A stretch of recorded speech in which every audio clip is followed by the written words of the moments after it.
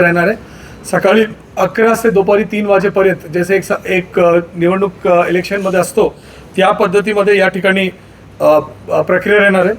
2 जून 2026 जो एक मंगळवार आहे त्या दिवस नामनिर्देशन पत्राची छाननी होणार आहे. उमेदवारांना माघार घेण्यासाठी 2 दिवसाचा वेळ परत राहणार आहे आणि माघार घेण्यासाठी शेवटची तारीख जो आहे ते 4 जून 2026 आहे. याच्यानंतर प्रचारासाठी 2 आठवडा म्हणजे मतदानाचे दिवस 18 जून 2026 या दिवस मतदानाचा दिवस आहे. मतदानाची कालावधी जो साधारण बाकी इलेक्शन्स असतो ते सकाळी 7 वाजेपासून सुरू होतो, परंतु या निवडणुकीमध्ये मतदारांची संख्या कमी असल्यामुळे मतदानाची कालावधीमध्ये एक मोठा फरक आहे. ते सकाळी 8 ते संध्याकाळी 4 वाजेपर्यंत आहे. मतमोजणीची दिवस जो आहे ते 22 जून सोमवारचे दिवस आहे आणि ज्या दिवस म्हणजे सगळे निवडणूक प्रक्रिया पूर्ण होईल ते आहे 25 तारीख. या प्रक्रियामध्ये इतर निवडणुकीची तुलनेमध्ये एक मोठी बदल ही असते की खर्चेच्या कुठल्याही याच्यामध्ये म्हणजे लिमिट या हिशोब याच्यामध्ये नसतो. परवानगी व इतर गोष्टीसाठी नोडल अधिकारीची नेमणूक विभिन्न उपजिल्हाधिकारीला करण्यात आलेला आहे. त्याच्या संदर्भात काल प्रेस नोट पण एक जाहीर करण्यात आला होता.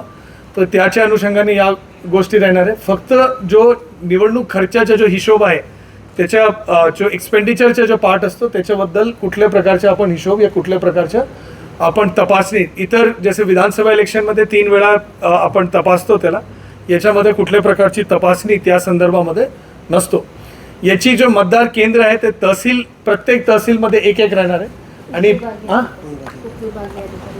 आणि उपविभागीय अधिकारी स्तरावर एक राहणार आहे. सॉरी, तो आपल्याकडे एकूण 9 ठिकाणी राहणार आहे ज्याची याची पोलिंग स्टेशन आहे आणि त्याच्यामध्ये आपल्याकडे 622 एवढे आपल्याकडे जो मतदार आहे. याच्यामध्ये मतदार जो असतो ते सगळे जो नगरसेवक आहे, नगराध्यक्ष आहे, महानगरपालिकाचे महापौर, उपमहापौर आणि नगरसेवक आहे, नगरसेविका आहे, या सगळेजण याच्यामध्ये मतदार आहे. असे 622 जण मतदारसाठी आज के डेटमध्ये पात्र आहे आणि याच्यामध्ये इलेक्शन लढण्यासाठी महाराष्ट्राच्या कुठल्याही व्यक्ती याच्यामध्ये इलेक्शन लढू शकतो. एबी फॉर्म तसेच राहतो. 10,000 आणि 5,000 रुपयेचा वो अनामत रक्कम याच्यामध्ये असतो, ते सिक्युरिटी डिपॉझिट. आणि या पद्धतीमध्ये या पूर्ण इलेक्शनची प्रक्रिया या ठिकाणी पार पडणार आहे. याच्यामध्ये रिटर्निंग ऑफिसर म्हणून मी काम करणार. याची इलेक्शन प्रक्रियामध्ये मी आजचे काही वर्ष पूर्वी म्हणजे याचे प्रिसाइडिंग ऑफिसर म्हणून पण याही इलेक्शनमध्ये काम केलेलं आहे. तर या इलेक्शन आपण व्यवस्थितपणे पार पडू, आपले सहकारीनी पार पडू याच्यासाठी प्रयत्न आहे. MCMC कक्ष, मीडिया मॉनिटरिंग सेल वगैरे सगळ्या गोष्टी जसे इतर निवडणुकीत असतो तसंच आहे.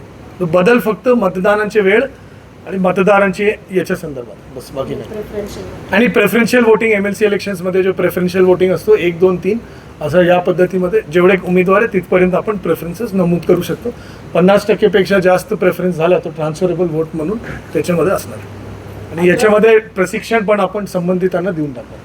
आचारसंहितेच्या अनुषंगाने काही विकास कामांवर परिणाम वगैरे? आचारसंहितेच्या अनुषंगाने जो सर्व विकास कामे आहेत त्याच्यामध्ये सर्व काम आपले सुरू झालेले आहे, परंतु ज्या कामाच्या टेंडर या वर्क ऑर्डर फ्लॅश झाले नाही या प्रमा झालेले नाही ते सगळ्याला म्हणजे इलेक्शन जाहीर झाल्यानंतर त्या दिवस